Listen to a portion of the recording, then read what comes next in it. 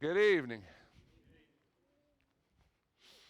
We are moving on to Revelation 18. So, you know what's happened is we've had our 7 seals, we've had our 7 trumpets, we've had our 7 bowls.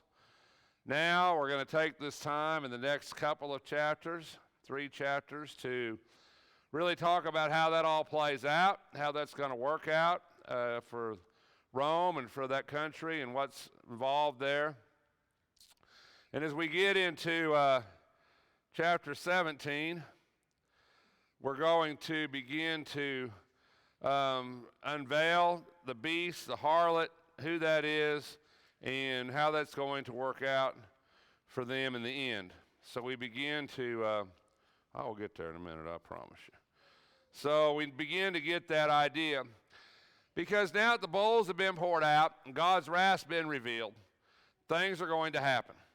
And that's kind of where we're at as we get into these next couple of 3 chapters of Revelation. We're getting close to the end of Revelation. So we've kind of got this big bowls have finally been poured out, which we've been building up to. That's happened. What does that mean, right? What does that mean? If the Battle of Armageddon was the last battle or the end, then I guess we wouldn't have no need to go on in the book of Revelation. That would just be it. A lot of people think the Battle of Armageddon's the end. That's going to be, but if that was the truth, then why do we keep going, right? We keep going because we're trying to reveal what this means exactly. And so because of that, we begin to introduce characters here that we've talked about. One of the 7 angels who had the 7 bowls came and spoke to me, saying, "Come here, I will show you the judgment of the great harlot who sits on many waters, with whom the king of the earth committed acts of immorality, and those who dwell on the earth were made drunk with the wine of her immorality. And he carried me away in the spirit into a wilderness, and I saw a woman sitting on a scarlet beast full of blasphemous names, having 7 heads and 10 horns. The woman was clothed," once again, we start to look at our numbers, right? Numerology. 7 heads, 10 horns. So we begin to look at this harlot that we're going to speak about. Who is she, right? Well, we know some things, right? We know the dragon is Satan, right? The first beast we said is the cult of emperor worship. And now we're going to introduce the harlot. So we begin to see this here, that she's a perfect. She has blasphemous names. She has 7 heads, 10 horns. The woman was clothed in purple and scarlet and adorned with gold and precious stones and pearls, having in her hand a gold cup full of abominations and of the unclean things of her immorality. And on her forehead the name was written, a mystery, Babylon the Great, the mother of harlots and of the abominations of the earth. And as I saw the woman drunk with the blood of the saints, with the blood of the witnesses of Jesus, and I saw her, I wondered greatly. And the angel said to me, "Why do you wonder? I will tell you the mystery of the woman and of the beast that carries her, which has the 7 heads and the 10 horns. The beast that you saw was and is not, and is about to come up out of the abyss and go to destruction. And those who dwell on the earth, whose name was not written in the book of life from the foundation of the earth, will wonder when they see the beast that he was and is not and will come. Here is the mind which has wisdom. The 7 heads are 7 mountains on which the woman sits, and they are 7 kings. 5 have fallen, 1 is, the other is not yet come. And when he comes, he must remain a little while. The beast which was and is not is himself also an 8th, and is one of the 7, and he goes to destruction. The 10 horns which you saw are 10 kings who have not yet received a kingdom, but they receive authority as kings with the beast for 1 hour. These have one purpose. They give their power and authority to the beast. These will wage war against the Lamb, and the Lamb will overcome them, because he is Lord of lords, King of kings. Those who are with him are the called and chosen and faithful. And he said to me, the waters which you saw where the harlot sits are peoples and multitudes and nations and tongues. And the 10 horns which you saw, the beast, these will hate the harlot, and will make her desolate and naked, and will eat her flesh, and will burn her up with fire. For God has put it in their hearts to execute his purpose, by having a common purpose, and by giving their kingdom to the beast, until the words of God will be fulfilled. The woman who you saw is the great city which reigns over the kings of the earth." So what do we know about the harlot? Well, we know one thing. She has 7 heads and 10 horns. She's drunk with the blood of God's people. Her name is Babylon the Great. 7 heads are 7 hills and 7 kings. She rules over the kings of the earth. Seems pretty plain to me, isn't it? That's Rome. The harlot, Babylon, in Jewish thought was the worst of the worst. It's like calling somebody a Jezebel, right? We know what that means. If you say, boy, that's a real Jezebel, we know what that means. Well, same way with Babylon. If you say, well, that's Babylon, that's the evil city. Babylon's what conquered Jerusalem, what carried it away, and what made it. And so Babylon to them is the worst of the worst. But what else do we know about it? And I think it's really interesting, especially when we get into the middle, and it really speaks of Rome. And I know not everybody takes my view of Revelation, and that's okay. But one thing we know about it, there's 7 kings. 5 have fallen, 1 is, and another has not yet come. The emperors of Rome were, for the most part, they were passive about Christianity for a long time. They didn't really care. As they didn't care about most religions, not just Christianity. They just didn't care. Rome was pretty good that way. If you wanted to worship whatever you wanted to worship, as long as it didn't cause them problems, they were all right with it, right? They really didn't come in and try to make it a big deal. They didn't really persecute the Jews because the Jews worshiped God Jehovah. They persecuted the Jews because they worshiped Jehovah, thought they had a right to that land and a right to it, and Rome was interceding with that, and they wanted to overthrow Rome. That was the problem they had with the Jews, not that they worshiped God. When Christianity came along, it really wasn't a big deal to them. Oh, well, another religion, somebody else, we really don't care. But then happens, Nero comes along, right? And if you know the story, Rome burned when Nero was emperor. You've probably heard that saying, right? Nero fiddled while Rome burned, which I really don't know that he fiddled, but that's what we say. In other words, he wasn't there, and he wasn't there, right? Wasn't paying attention. Rome burns, big problem, big calamity. And basically Nero blames it on Christians because he can blame it on whoever he wants, right? And so he blames it on Christians. And Christians come under this huge yoke of persecution. And Paul winds up going back to Rome, right? Paul gets released at the end of Acts, gets out of house arrest. Paul gets released. Then when Rome burns, Nero starts to persecute Christians. Paul's brought back to Rome where Paul be beheaded. Peter is crucified upside down. Christians are being burned at the stake. The story is Nero rides through his garden by the light of burning Christians. So Nero really starts to begin the persecution. But that's not the worst of it, okay? Eventually, in 71 AD, Jerusalem is going to be taken over. Titus is going to defeat Jerusalem. Titus is going to go back, then he's going to become emperor of Rome. And Titus really begins a greater persecution against Christianity. And those are these kings that we're talking about. And because of that, these kings, until Constantine, 325 AD, right? So Constantine in 325 AD has a vision of his armies fighting under a gilded cross. And Constantine decides that Christianity will be the state religion of Rome. So when you read the book of Revelation, and he says, listen, this is not going to last forever. Absolutely true. Absolutely true. Okay? The persecution against these Christians is going to end in about another 200 years. Okay? So it's a ways, all right? But it's going to get better before it ends. But in the meantime, it is going to be drunk with the blood of Christians. Christians are going to be killed in the arena. Christians are going to be killed by burning on stakes. Christians are going to be killed by being dumped in the middle of the ocean. They're going to be killed by being boiled in oil. They're going to be killed by being roasted inside of bronze bowls.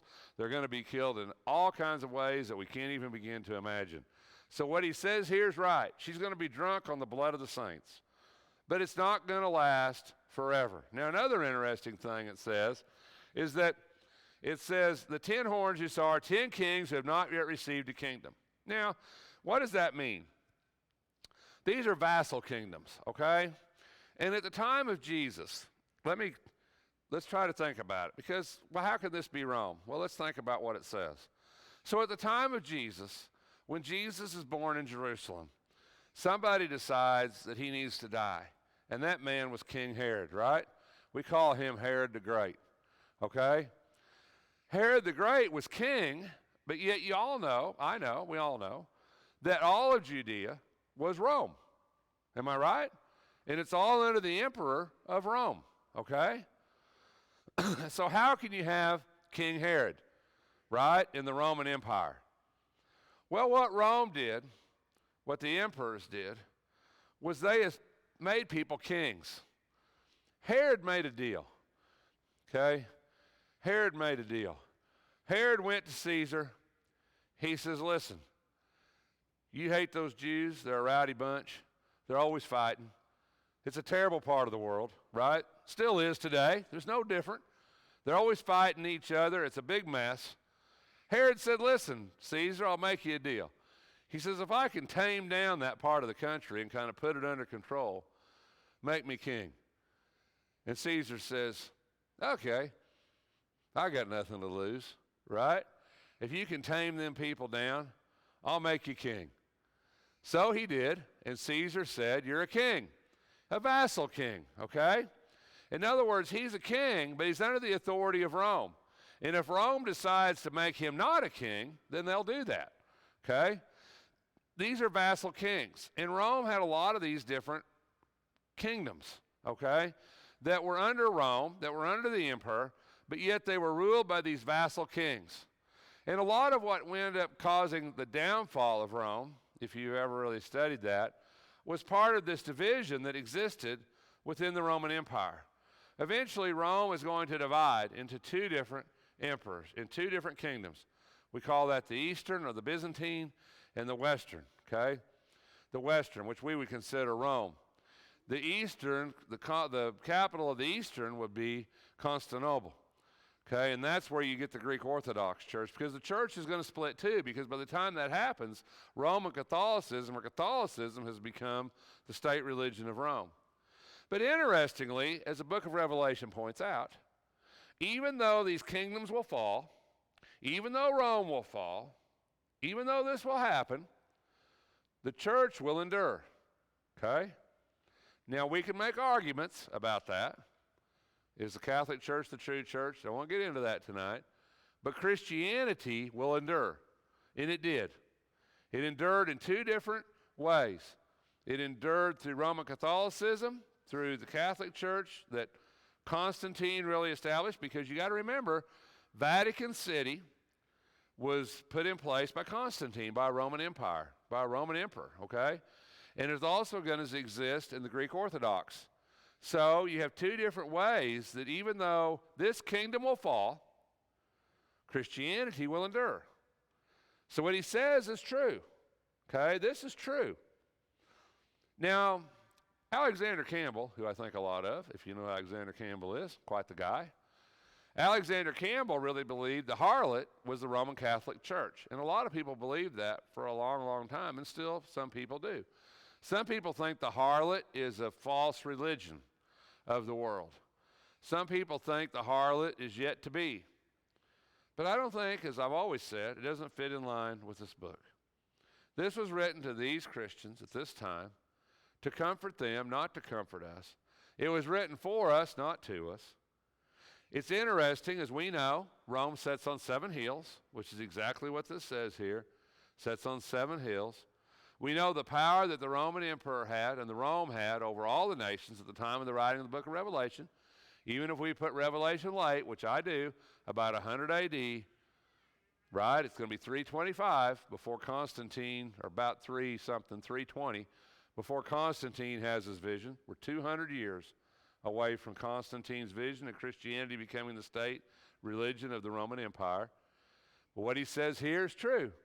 She's going to be drunk on the blood of the saints, right? She's going to rule over these people. She's going to have these kings, and there's going to be vassal kings, and because of that, they give, as you look at 13, it says, who have not received a kingdom, but they will receive one for 1 hour, which is saying a short period of time, because most of those kings didn't last very long. Caesar would pull them out as soon as they got where he didn't like them anymore. They didn't last long. So it says these kings would do this. They have one purpose. They give their power and authority to the beast. And these will wage war against the Lamb, which we know who that is, Christ, and he will overcome them because he is Lord of lords and King of kings. The waters which you saw, which the harlot sets, are peoples and multitudes, nations and tongues. The 10 horns which you saw of the beast, these will hate the harlot, will make her desolate and naked, and will eat her flesh and burn her up with fire. Eventually, Rome will fall. We know that. And they're going to, and the idea of eating the flesh, that's not a new idea in biblical terms. The idea that they will destroy Rome, that Rome will be destroyed, they will burn her with fire. For God has put it in their hearts to execute his purpose by having a common purpose and giving their kingdom to the beast until the words of God will be fulfilled. The woman who you saw is a great city which reigns over the kings of the earth. That harlot, I believe, is Rome. She reigns over the kingdoms of the earth. She's going to play into the rest of this story as we get further into the book of Revelation. So we had our seals, we had our trumpets, we had our bowls. We saw the bowls, what God was going to do. Now we're seeing the outcome of what's going to happen. The harlot's going to have her day, right? She's going to have a time, and it's going to be bad. She's going to be drunk on the blood of the saints. But guess what? It's not going to last forever. Things are going to change, right? Change is coming.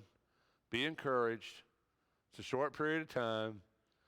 Don't worry about it. Got it? So I think we kind of can start to see how John's starting to close this up, starting to bring us to a conclusion, okay, which is what we're starting to do. He's starting to bring us to that conclusion.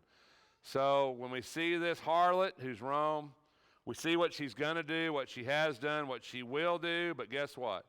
It's not going to last forever. It's going to change.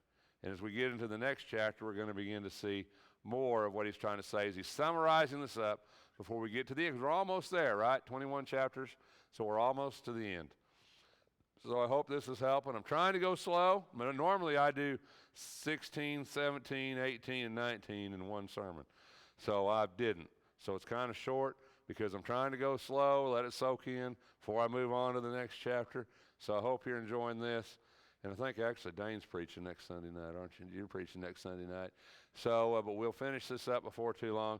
Thank you for your attention. If there's any way we can help you, let it be known while we stand.